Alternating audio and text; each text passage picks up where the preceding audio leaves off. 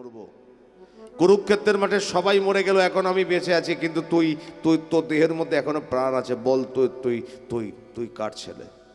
তোর মায়ের নাম বল, তোর বাবার নাম একবার বল। সবাই মরে গেল, গান্ধারী এখনো বেঁচে আছে। আমি তোকে কথা দিচ্ছি, তোর মায়ের কোলে আমি তোকে ফিরিয়ে দিয়ে আসবো। সন্তান চলে গেলে মায়ের যে কি যন্ত্রণা হয় কেউ না বুঝলেও আমি গান্ধারী আমি বুঝি, আমি বুঝি। তাই আমি তোকে তোর মায়ের কোলে ফিরিয়ে দিয়ে আসবো। কথা দিলাম, কথা দিলাম তোকে তোর মায়ের কোলে ফিরিয়ে দিয়ে আসবো। বল, বল একবার, কে তোর মা? কি নাম তোর মায়ের? কোথায় কোথায় আছে তোর মা? তুমিই তো আমার মা। চুপ কর! মা বলে আমাকে ডাকবি না। 100 ছেলে আমার মরে গেছে, আমি কারো মুখে মা ডাক শুনতে চাই না। আমি আমি তোমাকে মা বলে ডাকবো। তুমি আমার মা, তুমি তুমি তুমি আমার মা। কি নাম তোর? চিনতে পারছো না মা? আমি হলাম তোমারই বড় ছেলে, আমার নাম হলো দুর্যোধন। দুর্যোধন, পায়ের তলায় পড়েছিস কেন? দাঁড়া, উঠে দাঁড়া দুর্যোধন। তোরা 99 জন ভাই কোথায় গেল? তুই একা এখানে শুয়ে আছিস কেন? তোরা 99 জন ভাই কোথায় গেল? কেউ বেঁচে নেই মা। কে মারলো তাদের? তোমাকে সব বলবো। তোমাকে বলার জন্য এখনো আমি বেঁচে আছি মা। আমি মরবো, আমি মরিনি, এখনো বেঁচে আছি। আমি তোমাকে সব কথা বলবো। মা গো, মৃত্যু আমার সম্মুখে দাঁড়িয়ে আছে মা, সম্মুখে আমার মৃত্যু দাঁড়িয়ে আছে। বললাম একটু অপেক্ষা করো, মা আমার কাছে আসবে। সব ভাইয়ের থেকে মা আমাকে বেশি ভালোবাসে, মা আমার কাছে আসবে। আমি মাকে সব কথা বলবো, আমার মাকে আমি সব কথা বলবো, তারপর আমি মরবো। তাই তোমাকে সব কথা বলতে চাই। বল দুর্যোধন, তোর 99 জন ভাই কোথায় গেল? বলবো মা তোমাকে, কিন্তু সেই কথা শোনবার আগে তুমি আমার রক্তাক্ত দেহটা স্পর্শ করো। কেন? প্রতিজ্ঞা করো। প্রতিজ্ঞা? কিসের প্রতিজ্ঞা? করো মা। সময় আমার হাতে বেশি নেই, তাড়াতাড়ি কথা দাও, কথা দাও। গান্ধারী আস্তে আস্তে বসলো, দুর্যোধনের রক্তাক্ত দেহটা স্পর্শ করে বলল, দুর্যোধন তুই এই মুহূর্তে যা আমাকে বলবি আমি তা অক্ষরে অক্ষরে পালন করব। তাহলে শোনো মা, আমার দেহটাকে স্পর্শ করে তুমি আর একটা কথা দাও, যে তোমার ছেলেগুলোকে, জানো মা 99 জন ভাই বেঁচে নেই মা, সবাই মরে গেছে। কে মারলো বলবো, তোমাকে সব কথা বলবো। আমার দেহটা স্পর্শ করে কথা দাও, যে তোমার 99 জন ছেলেকে মেরে দিয়েছে। আমি বড় ছেলে, আমি বেঁচে আছি, আমি একটু পরে মরে যাব। তাহলে 99 জন ভাই আগেই মরে গেছিল, আমি বড় ছেলে মরবো, তাহলে 100 জন।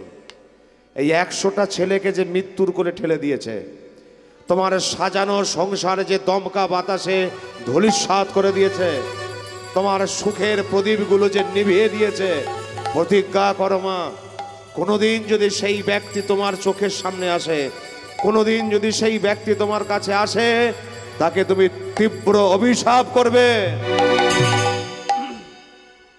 কথা দিলাম, তো দেহটা স্পর্শ করে আমি কথা দিলাম, কোনোদিন যদি আমার চোখের সামনে সে এসে দাঁড়ায়, তাকে আমি ছাড়বো না, তাকে অভিশাপ করব। এমন তাকে অভিশাপ করব, অভিশাপ করে তাকে আমি তীব্র যন্ত্রণা দেব। শুধু তুই একবার বল, আমার ছেলেদের হত্যাকারীকে? মাগো, এমন একজন তোমার ছেলেগুলোকে মেরেছে মা, যাকে জগতের সবাই চেনে। এমন একজন তোমার ছেলেকে মেরেছে মা, তার চরণ পাওয়ার জন্য কত মুনি যোগী ঋষি গন্ধর্ব নর কিন্নর দেবতা দৈত্য দানব তার চরণ পাওয়ার জন্য যুগ যুগ ধরে সাধনা করে। কার কথা বলতে চাইছিস দুর্যোধন? এখনো কি বুঝতে পারছো না মা কার কথা বলতে চাইছি? যে তোমার 99 জন ছেলেকে মেরে দিয়েছে মা, যে তোমার সুখের প্রদীপগুলো দমকা বাতাসে নিভিয়ে দিয়েছে মা, যে তোমার সাজানো সংসার ধূলিসাৎ করে দিয়েছে, সে আর অন্য কেউ নয় মা, সে হলো এই ব্রজের ব্রজনন্দন কৃষ্ণচন্দ্র কানাইয়া। কৃষ্ণ হতে তোমার 100টা ছেলে মরে গেছে মা, কৃষ্ণ হতে তোমার সাজানো সংসার ধূলিসাৎ হয়ে গেছে মা। তাই কৃষ্ণ যদি তোমার সামনে কোনোদিন এসে দাঁড়ায়, তাকে তুমি ক্ষমা করবে না, তাকে তুমি অভিশাপ দেবে, তীব্র অভিশাপ। বেশ বেশ দুর্যোধন মা, দুর্যোধন দুর্যোধন একটা একটা কথা রাখবি? বলো মা, কি কথা রাখবি? বলো কি কথা? দুর্যোধন, আজকে 18 দিন হয়ে গেল তুই বাড়ি যাসনি, একবার বাড়ি যাবি? চল না। ওরে মণিহারা ফণি যেমন, মণিহারা ফণি যেমন সহ্য করতে না পারে, তুই বিহনে সোনার সংসার যেন মরুভূমির মতো হয়ে আছে। চল না দুর্যোধন। মাগো, আমি চাই মা, আমি বাড়ি যেতে চাই, কিন্তু হাজার চেষ্টা করলেও আমি বাড়ি যেতে পারবো না। কেন পারবি না? কারণ ভীম আমাকে মারতে মারতে আমার উরুটাকে ভঙ্গ করেছে মা। এবার তোমাকে একটা কথা বলি, আমি তোমার বড় ছেলে, আমি একটু পরে মরে যাব।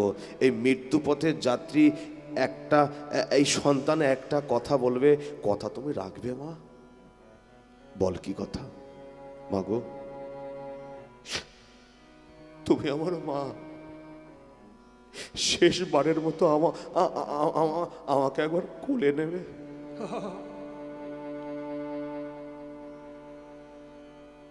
নাও না, একটিবার শুধু আমাকে কোলে নাও।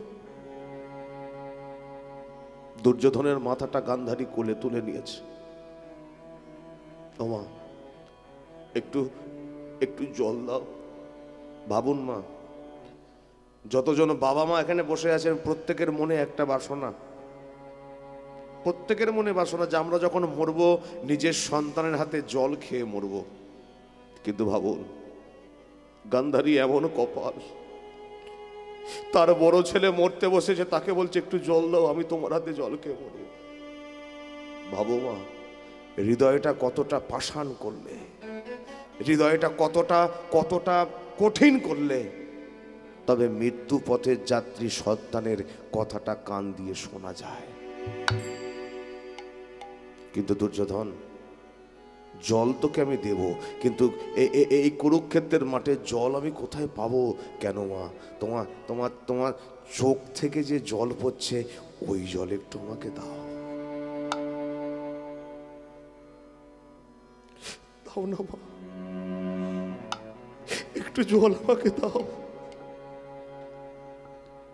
গান্ধারীর চোখের জল টপ টপ টপ টপ করে দুর্যোধনের মুখে গিয়ে পড়ল, কিন্তু সেই জল পেটে গেল না, মুখ থেকে বেরিয়ে এলো টাটকা কাঁচা রক্ত। যখনই রক্তটা বেরিয়ে এসেছে গান্ধারীর হাতে, যখনই রক্তটা ঠেকেছে, রক্তটা গরম লেগেছে। আর যেই রক্তটা গরম লেগেছে, গান্ধারী বুঝতে পেরে গেল 99 জন ছেলে আগেই মরে গিয়েছিল, দুর্যোধন বেঁচে ছিল, আমার বড় ছেলে সেও মরে গেল। ওহে দুর্যোধন,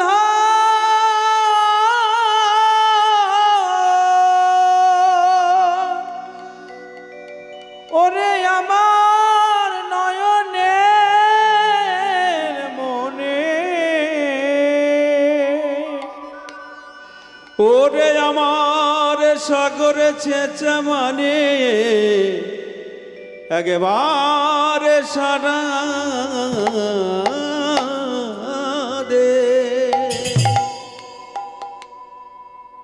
যে যায় সে আর কখনো ফিরে আসে না। গান্ধারী কপালে হাত চাপড়ায় আর বলে, ঠাকুর, দুর্যোধন তোকে আমি বারবার করে মানা করেছিলাম যুদ্ধ করতে যাস না, কিন্তু তুই আমার কোনো কথা শুনিস না। আজকে তোর শরীরটার দিকে তাকিয়ে দেখ কি অবস্থা। জানো মা, ওই মৃত ছেলেকে কোলে শুইয়ে মাথায় হাত বোলায়, আর গান্ধারী বলে মানুষ কেমন করে আসে আর কেমন করে চলে যায়।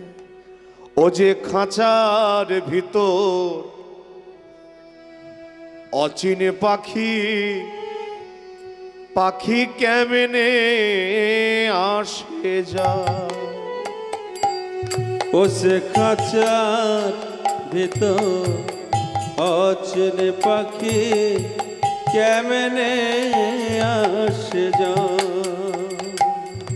ও যে খাঁচার ভিতর অচিনে পাখি কেমনে আসে যায়। ও সে খাঁচার ভিতর অচেনে পাখি কেমনে আসে যায়। কানে ধরতে পারলে মন বেরি, তারে ধরতে পারলে মন বেরি, তারে ধরতে পারলে মন বেরি, তারে ধরতে পারলে মন বেরি। আমি দিতাম পাখির পায় কেমনে আসে যায়। খাঁচার ভিতর অচেনে পাখি কেমনে আসে যায়। মন তুই রইলি এই খাঁচারি আসে, খাঁচা যেত কাঁচা বাঁশে। মন তুই রইলে খাঁচারি আসে,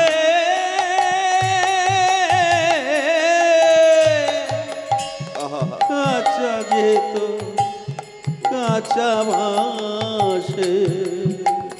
ওরে মন তুই রইলি এই খাঁচারি আসে,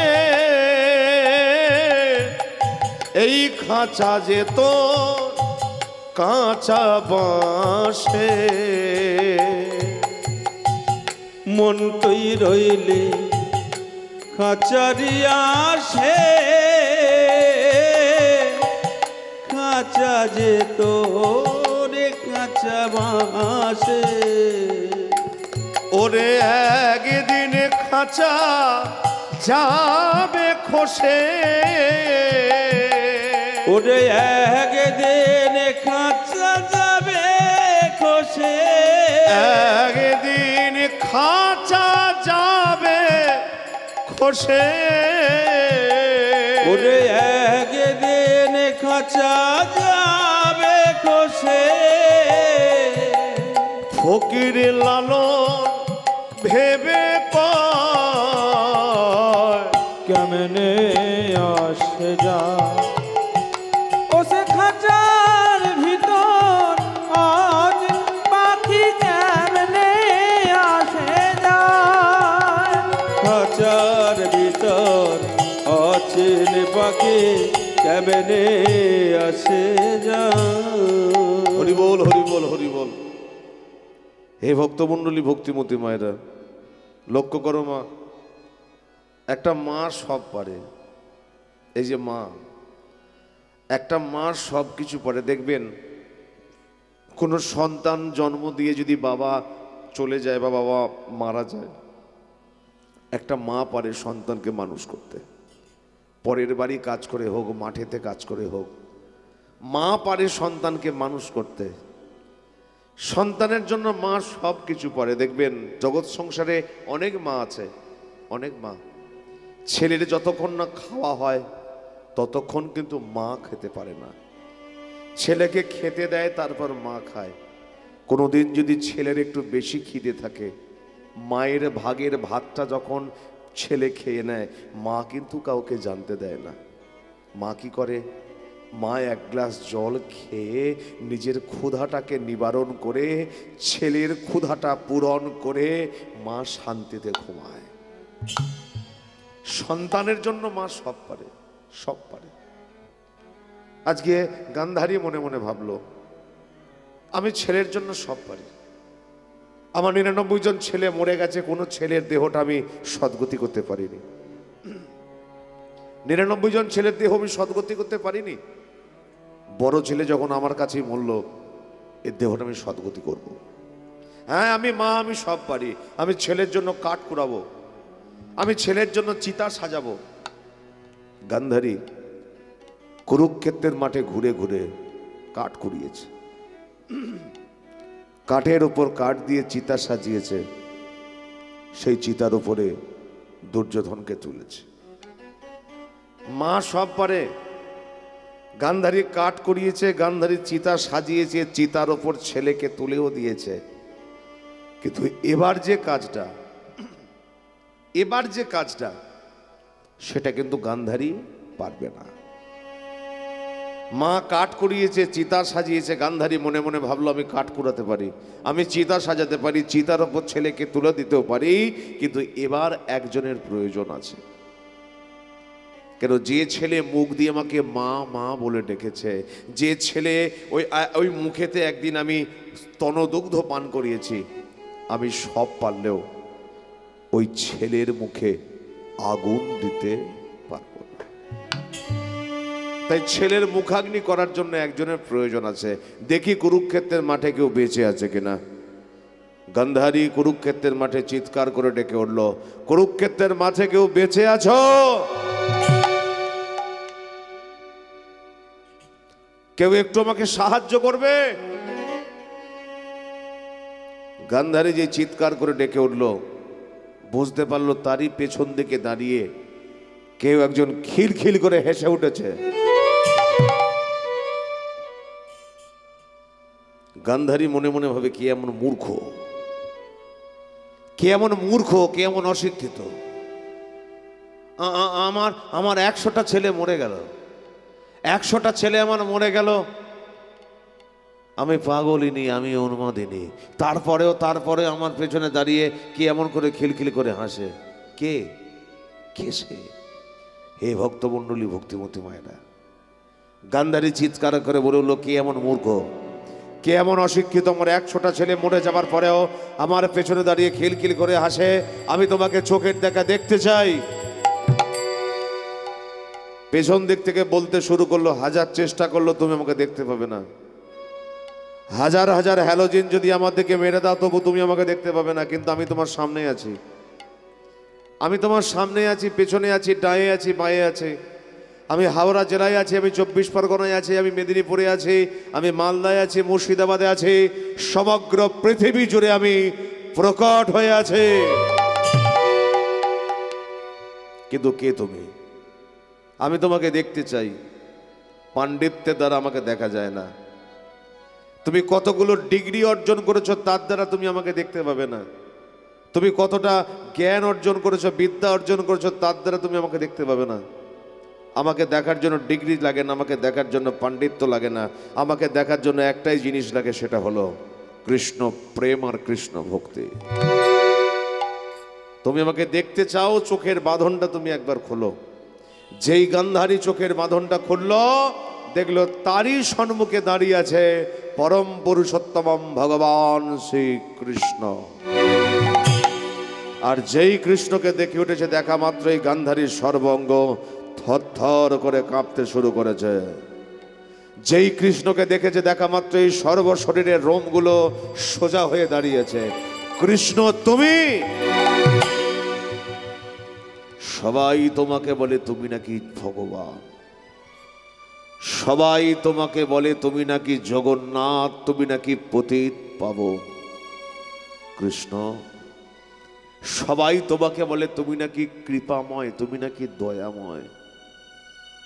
100টা ছেলেকে তুমি মেরে দিলে, একবারের জন্য মনে হলো না যে একটা ছেলেকে বাঁচিয়ে রাখি, যে অন্তত গান্ধারীকে মা বলে ডাকবে? একটা ছেলেকে তুমি বাঁচিয়ে রাখলে না। কৃষ্ণ, এত বড় তুমি অপরাধ করলে, তাই কুরুক্ষেত্রের মাঠে দাঁড়িয়ে এই মুহূর্তে আমি তোমাকে অভিশাপ করব। যেই বলেছে অভিশাপ করব, সঙ্গে সঙ্গে ভগবান শ্রীকৃষ্ণ বলে, দাঁড়াও পিসিমা,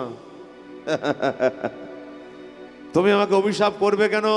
গান্ধারী বলল, তুমি আমার 100টা ছেলেকে মেরেছো, এই অপরাধে। মিথ্যা কথা। আমি তোমার 100টা ছেলেকে মারিনি মা, কিন্তু কৃষ্ণ আমার বড় ছেলে দুর্যোধন মরার আগে আমাকে সব কথা বলে গেছে। দুর্যোধন আমাকে সব কথা বলে গেছে, তুমি কৃষ্ণ আমার বংশটাকে ধ্বংস করে দিয়েছ, তোমার জন্য আমার 100টা ছেলে মরে গেছে। তাই আমি যদি পবিত্র নারী হয়ে থাকি, আমি যদি সতী নারী হয়ে থাকি, কুরুক্ষেত্রের মাঠে দাঁড়িয়ে এই মুহূর্তে করব তোমাকে তীব্র অভিশাপ। শান্ত হও। তোমাকে আমি সম্বন্ধ করে ডাকি পিসিমা, কিন্তু তোমার ছেলেগুলোকে আমি মারিনি মা। তাহলে আমার ছেলেগুলো মরলো কি করে? ভগবান শ্রীকৃষ্ণ বলে তোমারই ছেলেগুলো মরেছে তোমারই কারণে। গান্ধারী, মাঠের মাটি যদি ভালো হয় ফসল ভালো হয়, মাঠের মাটি ভালো হলে ফসল ভালো হবে, আর জগৎ সংসারে মাটি যদি ভালো হয় ফসলরূপী সন্তান ভালো হবেই হবে। তোমার ছেলেগুলো মরেছে তোমারই কারণে। আজ থেকে 18 দিন আগে, একটু মনে করে দেখো মা, আজ থেকে 18 দিন আগে তোমার বড় ছেলে দুর্যোধন তোমারই চরণতলে প্রণাম করে বলল, মাগো আমাকে আশীর্বাদ করো, আমি যুদ্ধ করতে যাব। তুমি তোমার বড় ছেলের মাথায় হাত রেখে কি বলেছিলে তোমার মনে আছে? আমি তোমাকে স্মরণ করে দিই। আজ থেকে 18 দিন আগে তুমি তোমার বড় ছেলে দুর্যোধনের মাথায় হাত দিয়ে বলেছিলে, শোন দুর্যোধন, যে যুদ্ধ করতে যাচ্ছিস মনে রাখিস ওই যুদ্ধের নাম হলো ধর্মযুদ্ধ। মনে রাখিস দুর্যোধন, ওই ধর্মের একটাই মূল কথা, ওই যুদ্ধের একটাই নীতি, সেটা হলো মনে রাখিস তুই। নীতিটা হলো যথা ধর্ম তথা জয়, যে পক্ষেই শ্রীকৃষ্ণ রয়। গান্ধারী জননী, বলো তো তোমার 100টা ছেলে কি আমার পক্ষে ছিল? না, তোমার একটাও ছেলে আমার পক্ষে ছিল না। মাগো, যে আমার করে আস তার আমি করি সর্বনাশ, তবু যদি না ছাড়ে আমার পাশ, আমি হই তার দাসের অনুদাস। বলো নিতাই গৌর। যে আমার জন্য 1 হাঁটু জলে নামে, আমি তার জন্য 1 গলা জলে নামতে রাজি আছি। কিন্তু হে ভক্তমণ্ডলী, ভক্তিমতী মায়েরা, যার 100টা ছেলে চলে গেছে, যার 100টা ছেলে মারা গেছে, তার কর্ণমূল দিয়ে কি কোনো ধর্মের কথা ঢুকবে মা? যার 100 ছেলে মরে গেছে, তার কান দিয়ে কি কোনো ধর্মের কথা প্রবেশ করবে? তাই গান্ধারী বলে উঠল, আমি কোনো কথা শুনতে চাই না। আমার ছেলেগুলোকে তুমি মেরেছো, তোমারই কারণে আমার ছেলেগুলো মরে গেছে। তাই কুরুক্ষেত্রের মাঠে দাঁড়িয়ে তোমাকে আমি তীব্র অভিশাপ করছি। যেমন করে তুমি আমার কুরু বংশটাকে ধ্বংস করে দিয়েছ, যেমন করে তুমি আমার ছেলেগুলোকে মেরে ফেলেছ, কৃষ্ণ কুরুক্ষেত্রের মাঠে দাঁড়িয়ে তোমাকে অভিশাপ করছি, ঠিক তেমন করে তোমার 56 কোটি যদু বংশ হবে ধ্বংস, ধ্বংস, ধ্বংস। অভিশাপটা কাকে করলো মা? আস্তে আস্তে কাকে করলো অভিশাপটা? ভগবান শ্রীকৃষ্ণকে, তাই তো? আচ্ছা বলুন তো, ঠাকুমাকে ডেকে দেখুন, পড়ে যাবে, ঘাড়ে লেগে যাবে।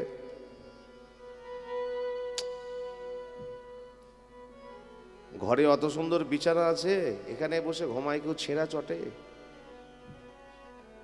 হরি বল, হরি বল, হরি বল। ডেকর্টাস কবে যে চটটা ধুয়েছিল তারও ঠিক নেই। শোনো মা, লক্ষ্য করে শোনো, অভিশাপটা কাকে দিল? ভগবান শ্রীকৃষ্ণকে। আর যখনই অভিশাপটা দিয়েছে, সঙ্গে সঙ্গে ভগবান বলল, পিসিমা তোমার পায়ে ধুলো দাও। ভাবুন, জাগতিক জগতে যদি কেউ কাউকে অভিশাপ দেয়, মারতে না পারলেও তাকে তেড়ে যায় যে মারবো 1 থাপ্পড়। কিন্তু কৃষ্ণকে যখন অভিশাপ দিল, ভগবান শ্রীকৃষ্ণ বলল, পিসিমা একটু পায়ের ধুলো দাও। কেন বললেন? গান্ধারী বলল, হ্যাঁ রে, আমি তোকে অভিশাপ দিলাম, তুই আমার পায়ের ধুলো চাইছিস কেন? ভগবান বললেন, তোমাকে আমি বলি পিসি মা, তুমি আমার গুরুজন। তাই গুরুজনের অভিশাপ কখন অভিশাপ হয় না। গুরুজনের অভিশাপটা আমি আশীর্বাদ বলে মাথায় তুলে নিলাম। তোমার অভিশাপ আমি আশীর্বাদ বলে মাথায় তুলে নিলাম। হে ভক্তমণ্ডলী, এখানে যখন অভিশাপের পর্ব চলছে, মানে অভিশাপ দেয়া দিয়ে হচ্ছে, দূর থেকে একজন দেখতে পেয়েছে ঘটনাটা, যে ভগবানকে অভিশাপ দিচ্ছে।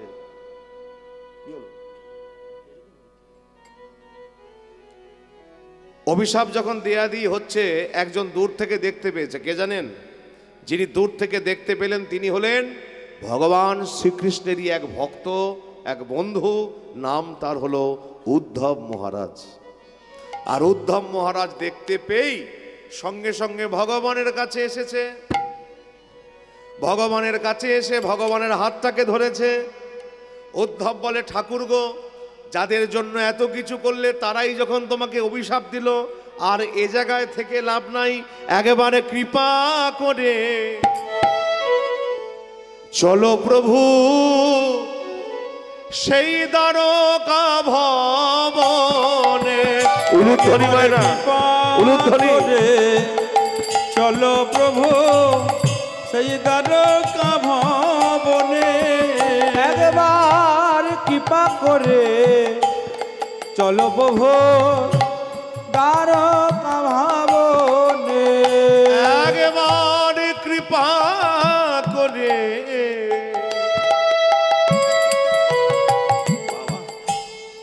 চলো প্রভু দ্বারকা ভবনে, একেবারে কৃপা করে চলো প্রভু সেই দ্বারকা ভবনে। তোমার আশা পথ চেয়ে আছে যত ভক্ত গণে, তোমার আশা পথ চেয়ে আছে যত ভক্ত গণে, একবার কৃপা করে চলো প্রভু সেই দ্বারকা ভবনে, একবার কৃপা করে চলো প্রভু দ্বারকা ভবনে। হে ভক্তমণ্ডলী, ভক্তিমতী মায়েরা, আজকে লক্ষ্য করে দেখুন, ভগবান শ্রীকৃষ্ণের হাতটাকে ধরে উদ্ধব নিয়ে যাচ্ছেন কোথায়? সেই দ্বারকার দিকে। আর মুখে কি? মুখও কৃষ্ণ নাম। আমরা সবাই মিলে একসঙ্গে গাইব। উদ্ধব কৃষ্ণকে নিয়ে যাচ্ছেন, তিনিও কীর্তন করছেন, আমরাও কীর্তন করব। আমরা সবাই মিলে হাতে তালি দিয়ে একসঙ্গে সবাই মিলে বলবো, জয় রাধে জয় কৃষ্ণ। সবাই মিলে জয় রাধে জয় কৃষ্ণ, জয় হো বৃন্দাবন। উলুধ্বনি একবার। জয় রাধে জয় রাধে জয় রাধে জয় কৃষ্ণ, জয় হো বৃন্দাবন। জয় রাধে জয় রাধে। উলুধ্বনি হবে তো নাকি? জয় রাধে জয় কৃষ্ণ, জয় হো বৃন্দাবন। জয় রাধে জয় রাধে জয় রাধে জয় কৃষ্ণ, জয় হো বৃন্দাবন। জয় রাধে জয় রাধে জয় কৃষ্ণ, জয় হো বৃন্দাবন। শ্রীকৃষ্ণ গোপীনাথ মদন মোহন, শ্রীকৃষ্ণ গোপীনাথ মদন মোহন, শ্রীকৃষ্ণ শ্রীকৃষ্ণ মহা শ্রীকৃষ্ণ গোপীনাথ মদন মোহন। মদন মোহন, মদন মোহন। মদন মোহন, মদন মোহন। জয় রাধে রাধে জয় রাধে। জয় রাধে। আপনারা সবই জানেন, আর কি বলবো। বৃন্দাবনে গেলে একজনের নামে জয়ধ্বনি করতে হয়।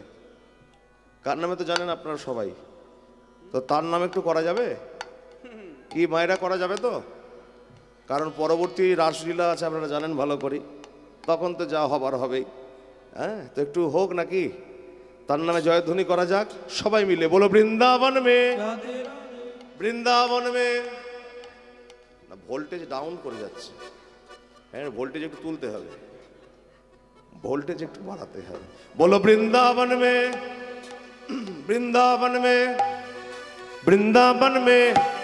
श्याम कुंड में, राधे राधे तीरों घाट में, राधे राधे तिरुपति में, राधे राधे मदन कुंड में, राधे राधे चावड़ में। राधे राधे जोर से बोलो, राधे राधे जोर से बोलो, राधे राधे जोर से बोलो, राधे राधे जोर से बोलो, जोर से बोलो, राधे प्रेम से बोलो, राधे भाव से बोलो, राधे राधे दिल से बोलो, राधे राधे आँख से बोलो, राधे राधे মুখ में बोलो। राधे राधे একবার হাত তুলে সবাই বলো, राधे राधे জয় রাধে জয় কৃষ্ণ, জয় হো বৃন্দাবন।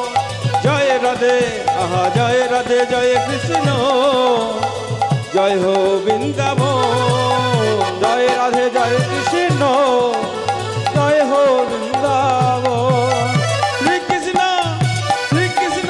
आहा श्री कृष्ण गोपीनाथ मदन मोहन श्री कृष्ण गोपीनाथ मदन मोहन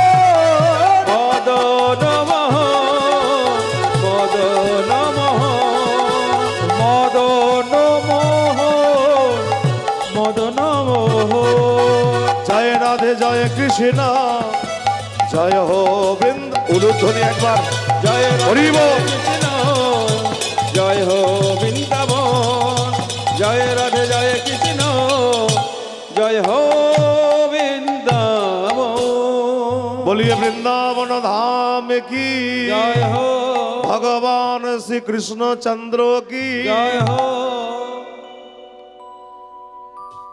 তাহলে ভগবানের হাত ধরে কে নিয়ে যাচ্ছিল মা? ও ঠাকুমা, এদিকে দেখো, কি কষ্টটাই না হচ্ছে। হরি বল হরি বল। ভগবানের শ্রীকৃষ্ণের হাত ধরে কে নিয়ে যাচ্ছিল? ভক্ত উদ্ধব মহারাজ, তাই তো? এই উদ্ধব যখন নিয়ে যাচ্ছে, রাস্তার মাঝখানে একজন ভগবানকে রাস্তা ঘেরে দাঁড়িয়েছে। এই যে ভগবান যখন যাচ্ছিল, ভগবানকে রাস্তায় হাত ঘেরে দাঁড়িয়েছে কে? হেন কালে তৃতীয় পাণ্ডব দেখিতে যে পাইল, হেন কালে তৃতীয় পাণ্ডব দেখিতে যে পাইল, হেন কালে তৃতীয় পাণ্ডব দেখিতে যে পাইল, হেন কালে তৃতীয় পাণ্ডব দেখিতে যে পাইল, প্রাণের সখা বলে ডাকিতে লাগিল, আহা প্রাণের সখা বলে ডাকিতে লাগিল, প্রাণের সখা বলে ডাকিতে লাগিল। প্রাণের সখা বলে ডাকিতে লাগিল। মাথা নিচু করে কে ওটা? কোথায় যাও প্রাণ সখা, কোথায় যাও প্রাণ সখা, কোথায় যাও প্রাণ সখা, কোথায় যাও প্রাণ সখা, আমায় কেন ছেড়ে একা, কোথায় যাও প্রাণ সখা, আমায় কেন ছেড়ে একা, কোথায় যাও প্রাণ সখা, প্রাণের সখা বলে ডাকিতে লাগিল, আর প্রাণের সখা বলে ডাকিতে লাগিল, প্রাণের সখা বলে ডাকিতে লাগিল। ভগবানের যখন হাত ধরে চলে যাচ্ছেন, রাস্তার মাঝখানে একজন হাত বাড়িয়ে দাঁড়িয়েছে কে? তৃতীয় পাণ্ডব অর্জুন। অর্জুন যখনই মাঝ রাস্তায় ভগবানকে ঘিরে দাঁড়িয়েছে, ভগবান বলে কি ব্যাপার অর্জুন, তুমি তুমি মাঝ রাস্তায় আমাকে এইভাবে ঘেরে দাঁড়ালে কেন? বলে ঠাকুর, তোমার মুখ দেখে মনে হচ্ছে তোমার শরীরটা ভালো নেই। বলে হ্যাঁ, তা তোমার চিন্তিত, এত মনটা চিন্তিত কেন হে ভক্তমণ্ডলী? অর্জুন কৃষ্ণকে বলছে তোমার মুখটা চিন্তিত লাগছে কেন? ভগবান বলে আমার মনটাও ভালো নেই। কেন না জানো অর্জুন, আমাকে একজন অভিশাপ করেছে। অর্জুন বলে তুমি ভগবান, তোমাকে অভিশাপ করলো? কার এত বড় ক্ষমতা? ভগবান বলে আমাকে অভিশাপ করেছে কৌরব জননী গান্ধারী। যেই বলেছে গান্ধারী অভিশাপ করেছে, সঙ্গে সঙ্গে অর্জুন বলে আমাকে অভিশাপ করেছে। অর্জুন তোমাকে কে অভিশাপ করলো? অর্জুন বলে আমাকে অভিশাপ করেছে যার ছেলেকে তীর মেরে মেরে তীরের বিছানায় শুইয়ে দিয়েছিলাম তার মা। কি মায়েরা আপনারা জানেন তো অর্জুন কাকে তীর মেরে তীরের বিছানায় শুইয়ে দিয়েছিল? কাকে বলুন তো? ও ঠাকুমা এদিকে, কীর্তনটা এদিকে হচ্ছে তো, গল্প করলে সরে গিয়ে গল্প করুন, মাঠের মাঝখানে অনেক জায়গা পড়ে আছে, এখানে আন কথা বলার জায়গা নয় এটা। শুনুন কথাগুলো, আমি শাস্ত্রের বাইরে কথা বলছি না একটাও, শুনুন। আপনি ওনার দিকে ঘুরে কথা বলছেন, আপনার দিকে আমার চোখ যখন চলে যাচ্ছে আমি সরে যাচ্ছি জায়গা থেকে, লক্ষ্য করুন। যেই বললেন যে অর্জুন আমাকে, অর্জুন বলছে আমাকে একজন অভিশাপ করেছে, ভগবান বলে অর্জুন তোমাকে অভিশাপটা কে করলো? অর্জুন বলল যার ছেলেকে আমি তীর মেরে তীরের বিছানায় শুয়ে দিয়েছিলাম তার মা।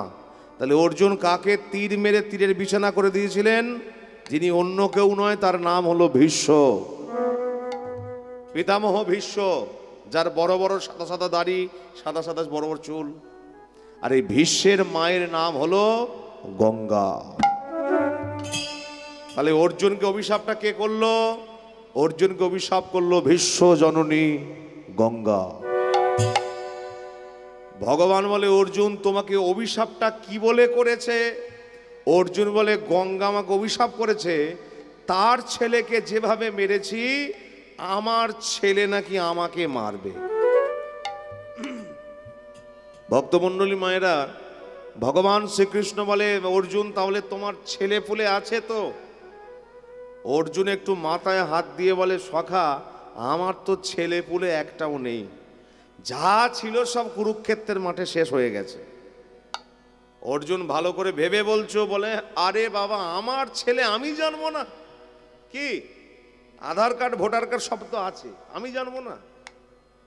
আমার ছেলে আমি জানি, আমার একটাও ছেলে নাই। যেই বলল একটাও ছেলে নাই, ভগবান শ্রীকৃষ্ণ বলে অর্জুন তুমি জানো তোমার ছেলে নাই, আমি জানি তোমার একটা ছেলে এখনো বেঁচে আছে। জায়গাটা একটু মিলিয়ে নিন।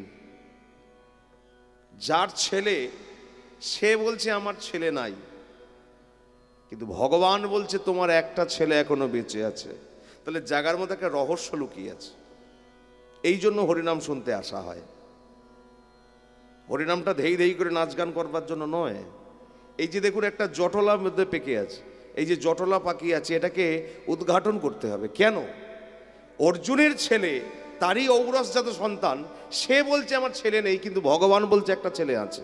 তাহলে আগে জানা প্রয়োজন অর্জুনের কটি ছেলে ছিল। অর্জুনের ছিল 4টি ছেলে। অর্জুন বিয়ে করেছিল সাপেদের বংশের একটা মেয়েকে, নাগকন্যা, যার নাম ছিল উলোপি। এই উলোপির গর্ভে একটা সন্তান এসেছিল, যে সন্তানটার নাম ছিল ইলাবান্ত। অর্জুন বিয়ে করেছিল ভগবান শ্রীকৃষ্ণের বোনকে, ভগবান শ্রীকৃষ্ণের বোনকে অর্জুন বিয়ে করেছিল, যে ভগবান শ্রীকৃষ্ণের বোনের নাম ছিল সুভদ্রা। দেখবেন রথের সময় জগন্নাথ থাকেন, বলদেব থাকেন, আর মাঝখানে যিনি থাকেন তার নাম হলো সুভদ্রা, ওটা হলো কৃষ্ণের বোন। এই সুভদ্রাকে বিয়ে করেছিল অর্জুন, আর সুভদ্রার গর্ভে একটা সন্তান এসেছিল, অর্জুনের সন্তান, যে সন্তানটার নাম ছিল অভিমন্যু। যে অভিমন্যুকে সপ্তরথীতে ঘিরে মেরেছিল। কটি হলো? 2টি। অর্জুন বিয়ে করেছিল লক্ষ্য ভেদ করে একটা মেয়েকে, তার নাম হলো দ্রৌপদী। যে দ্রৌপদীর গর্ভে একটা সন্তান এসেছিল, অর্জুনের ঔরসজাত সন্তান, তার নাম ছিল সূতকর্মা। কটি হলো? 3টি। এই 3টি ছেলের কথা অর্জুন জানেন। এখনো একটি ছেলে আছেন যেটা অর্জুন জানেন না। এ ঘটনা কেমন করে ঘটলো আসুন আগে একটু ছোট করে আমরা জেনে নিই, তারপরে লীলাটা আস্বাদন করতে সুবিধা হবে আমাদের। লক্ষ্য করুন, ভগবান বলছেন তোমার ছেলে আছে, কিন্তু অর্জুন জানে না। এ ঘটনা কেমন করে ঘটলো আগেটা জানি, এটা থাক, এই পর্যন্ত মনে রাখবেন সবাই। কিন্তু ছেলে আছে অর্জুন জানে না, এই ঘটনার কথা একটু জানতে হবে। লক্ষ্য করুন, অর্জুন একবার 12 বছরের জন্য বনবাসী হয়েছিল। কত বছর মা? 12 বছর।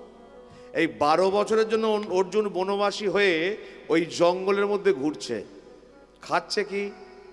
গাছের ফল আর নদীর জল। আর মুখে কি? মুখে অর্জুনের অবিরাম সেই কৃষ্ণ নাম। আরে কত কাল গিরিধারিলা আড়ালে আড়ালে রবে, আড়ালে আড়ালে রবে। আর কত গিরিধারিলা আড়ালে আড়ালে রবে, আড়ালে আড়ালে রবে। আর কত গিরিধারিলা আড়ালে আড়ালে রবে, আড়ালে আড়ালে রবে। আরে কত কাল গিরিধারিলা আড়ালে আড়ালে রবে, আড়ালে আড়ালে রবে। আর কত কাঙাল গিরিধারিলা আড়ালে আড়ালে রবে, আড়ালে আড়ালে রবে। আর কত কাল গিরিধারিলা আড়ালে আড়ালে রবে, আড়ালে আড়ালে রবে। দেখা যদি নাহি দেবে ওগো ভগবান, কেন তবে পাঠাইলে এ ধরা ভুবন। দেখা যদি নাহি দেবে অগণরূপা, তবে কেন পাঠাইলে ওগো ভগবান। দেখা যদি নাহি দেবে ওগো ভগবান, কেন তবে পাঠাইলে এ ধরা ভুবন। দেখা যদি নাহি দেবে অগণরুদয়, তবে কেন পাঠাইলে হে ভরা ভুবন। আমার নয়নেরই জল ঝরে অবিরল, দর্শন পাবো কবে। আমার নয়নের জল ঝরে অবিরাম, দর্শন পাবো কবে। আমার নয়নের জল ঝরে অবিরল, দর্শন পাবো কবে। আমার নয়নের জল ঝরে অবিরাম, দর্শন পাবো কবে। আড়ালে আড়ালে রবে, আর কত কাল গিরিধারিলা আড়ালে আড়ালে রবে, আড়ালে আড়ালে রবে। দেখা দাও,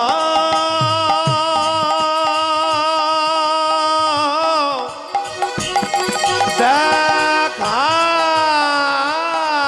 দাও, দেখা দাও, দেখা দাও, দেখা দাও, দেখা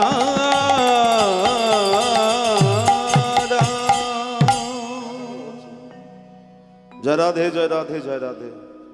হে ভক্তমণ্ডলী, ভক্তিমতী মায়েরা, এই জঙ্গলে ভ্রমণ করতে করতে 12 বছরের মধ্যে 10টা বছর কেটে গেল, তাই তো? 12 বছর এসেছিল, 10 বছর কেটে গেল, তাহলে বাকি আছে 3 বছর। 3 বছর বাকি আছে, তাহলে হ্যাঁ বললে? শোনার ইচ্ছা নেই? হরি বল, হরি বল। তাহলে বাকি আছে কদিন? 2 বছর। এই 2 বছর যখন বাকি আছে, অর্জুন ঘুরতে ঘুরতে ঘুরতে ঘুরতে একটা জায়গায় এসে বসেছে।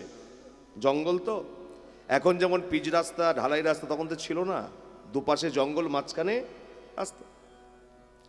অর্জুন কি করেছে, গাছের তলায় বসেছে, একটা রাস্তার মাঝখানে বসেছে, রাস্তার মাঝখানে বসে মনে মনে ভাবছে, কতদিন বাড়ি যায়নি, কতদিন দাদাকে দেখিনি, কতদিন ভাইকে দেখিনি, কতদিন মাকে দেখিনি, কবে যে আমার 2 বছর পূর্ণ হবে, কবে যে বাড়ি যাব।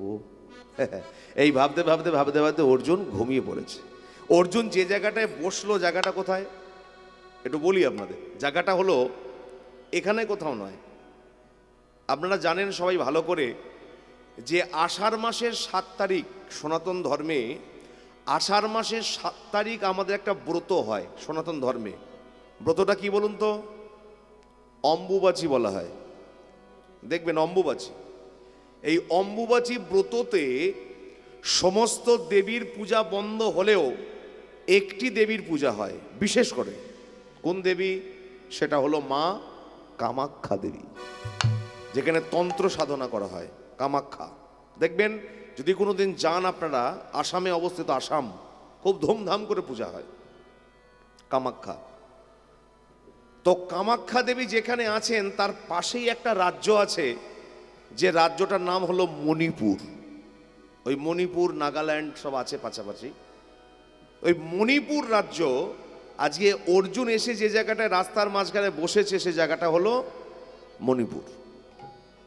আর অর্জুন যখন ওই জায়গাতে রাস্তার মাঝখানে যখন হাত পা ছড়িয়ে ঘুমাচ্ছে, ঠিক সেই সময় ওই রাস্তা দিয়ে একটা ছেলে আসছিল, যে ছেলেটার মাথায় ছিল রাজমুকুট, পরনে ছিল রাজবস্ত্র, গলায় ছিল রাজ লকেট, একদম ওই রাজ, এই যে রাজমালা, রাজহার যাই বলেন না কেন ছিল। এমতো সময়ে ছেলেটা, কোনো কাণ্ডজ্ঞান আছে দেখেছো কোনো?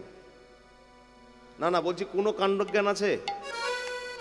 রাস্তার মাঝখানে এইভাবে কেউ শুয়ে থাকে? মানে ওই ছেলেটা যেতে যেতে বললো, আর বলছে আর কি, যে রাস্তার মাঝখানে কেউ এইভাবে শুয়ে থাকে, দেখে ডেকে তুলি।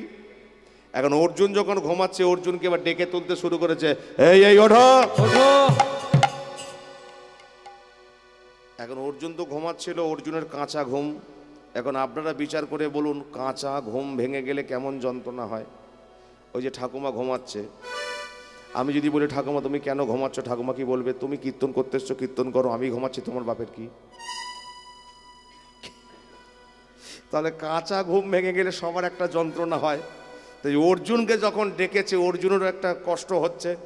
অর্জুন উঠেছে ঘুম থেকে, উঠে চোখ এই চোখে হাত লাগিয়ে লাগিয়ে চোখ লাল করে ফেলেছে। কে রে ছোঁড়া, তুই আমার ঘুম ভাঙালি? ছেলেটা বলে, আমি কে পরে বলছি, আগে তুই বল, তুই কে? কে তুই? অর্জুন বলে, আমার নাম শুনলে